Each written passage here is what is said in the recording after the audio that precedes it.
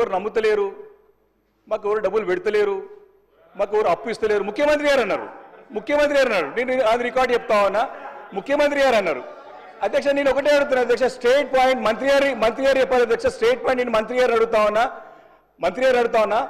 ఈరోజు ఈ వచ్చిన నిధులు దగ్గర దాదాపు 2 లక్షల కోట్లు పెట్టుబడులు నిజమా, ముఖ్యమంత్రి గారి మాట అబద్ధమా? కాంట్రడిక్టరీ స్టేట్మెంట్స్ ఉన్నాయి అక్కడ. ప్రభుత్వం కాంట్రడిక్టరీ స్టేట్మెంట్స్ ఉన్నాయి.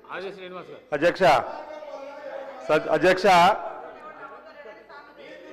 వారికి బడ్జెట్ పద్ధతులపై మాట్లాడాలని చెప్పంటే దానికంటే ఎక్కువ రాజకీయ ప్రసంగమే వారు చేస్తూ ముఖ్యమంత్రి గారిని విమర్శించేటువంటి కార్యక్రమం పెట్టుకోవడం తప్ప వ్యక్తిగతంగా ఈర్ష్యా భావము అక్కసు కనిపిస్తుంది తప్ప ముఖ్యమంత్రి గారు మాట్లాడినటువంటి మాట మా గౌరవ ముఖ్యమంత్రి రేవంత్ రెడ్డి గారు కానీ లేదంటే శ్రీధర్ బాబు గారు కానీ ప్రతిపక్షాలు భయపెట్టే విధంగా మాట్లాడుతున్నారు. పెట్టుబడిదారుల గురించి అనే మాట మాట్లాడింది తప్ప ఎవరు రావడం లేదు, ఎక్కడ అనలేరు అధ్యక్ష.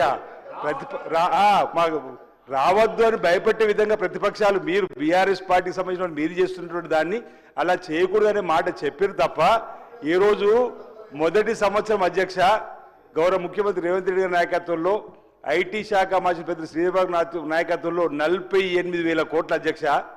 రెండో సంవత్సరము 178 లక్షలు 2 లక్షల కోట్ల పైచీలకు ఈరోజు ఈ తెలంగాణకు పెట్టుబడులు వస్తుంటే చూస్తూ ఓర్వలేక ఈ విధంగా, ఎందుకంటే వారు ఐటీ శాఖ మార్చిలో ఉన్నటువంటి మరి పెద్దలు కేటీఆర్ గారు లేరు ఇక్కడ. వారి హయాంలో రానటువంటివి, బీఆర్ఎస్ హయాంలో రానటువంటి నిధులు తెలంగాణకు వస్తున్న సందర్భంలో పెట్టుబడుల రూపంలో 4th సిటీగా మనం వీరు అభివృద్ధించేటువంటి దాన్ని చెప్పడం వల్ల ఈరోజు వారు ఈ విధంగా వస్తున్నటువంటి దాన్ని జీర్ణించుకోలేక మాట్లాడడం సరైనది కాదు. మా గౌరవ ముఖ్యమంత్రిని ప్రభుత్వాన్ని వ్యక్తిగతంగా విమర్శించడం మానుకోవాల్సిందిగా ఈ సందర్భంగా కోరుతా ఉన్నాం. మీ ఎవరిని కూడా భయపడుతున్నాం అధ్యక్ష, ఆహ్వానిస్తున్నాం. పెట్టుబడులు వస్తున్నాయి అధ్యక్ష. థ్యాంక్స్ అలాట్ శ్రీనివాస్ గారు, మంచి మాట చెప్పారు అధ్యక్ష. అది క్లారిటీ వచ్చింది ఇప్పుడు. అంటే మాకేంటంటే పెట్టుబడులు 2 లక్షల కోట్లు పెట్టుబడులు వచ్చినాయి, స్వాగతిస్తున్నాం. వారు చెప్పినట్టుగా తప్పకుండా దానిపైన వైట్ పేపర్ రిలీజ్ చేయమని అధ్యక్ష. ఇంతవరకు ఎన్ని గ్రౌండ్ అయినాయి 2 లక్షల కోట్ల రూపాయలల్లో? గతంలో 40,000 కోట్లు, ఇప్పుడు 1,78,000 కోట్లు. దానిపైన ఎన్ని గ్రౌండ్ అయినాయి, రాబోయే ఎన్ని రోజులు వస్తాయి, ఎప్పుడు వస్తాయి?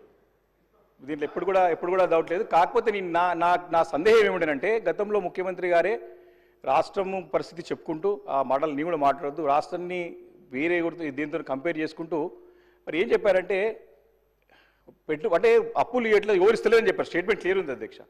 కాంట్రడిక్టరీ స్టేట్మెంట్ ఉంది. మంత్రి గారేమో లక్షల కోట్ల పెట్టుబడులు తీసుకొస్తున్నారు, ముఖ్యమంత్రి గారు ఎవరు నమ్ముతలేని చెప్పారు. కాబట్టి ఇది క్లారిఫికేషన్ అడిగినా క్లారిఫై అయిపోయింది. రాష్ట్రం మంచి స్థితిలో ఉంది, ఇబ్బంది లేదు అని చెప్పి టేటరిల్లం అయిపోయింది. ఎందుకంటే పదే రాష్ట్రం అప్పుల పాలైపోయింది, దివాలా తీసిందని కూడా పెట్టుబడులు ఎందుకు వస్తుంది.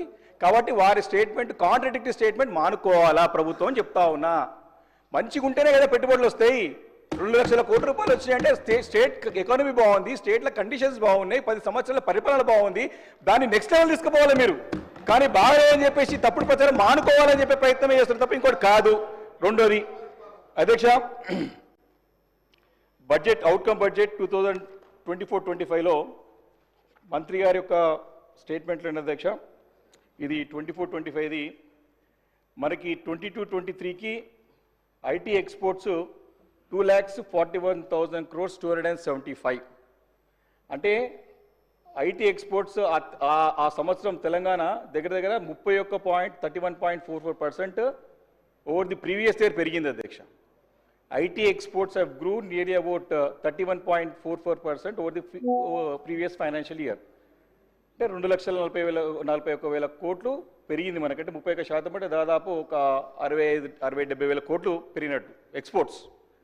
అదేవిధంగా అధ్యక్ష క్యూములేటివ్ ఎంప్లాయ్మెంట్ వచ్చేసి 9,05,000 అధ్యక్ష 22-23కి. అంటే ఆ సంవత్సరం 2022-23లో 127,594 net new jobs during the same financial year 2022-23.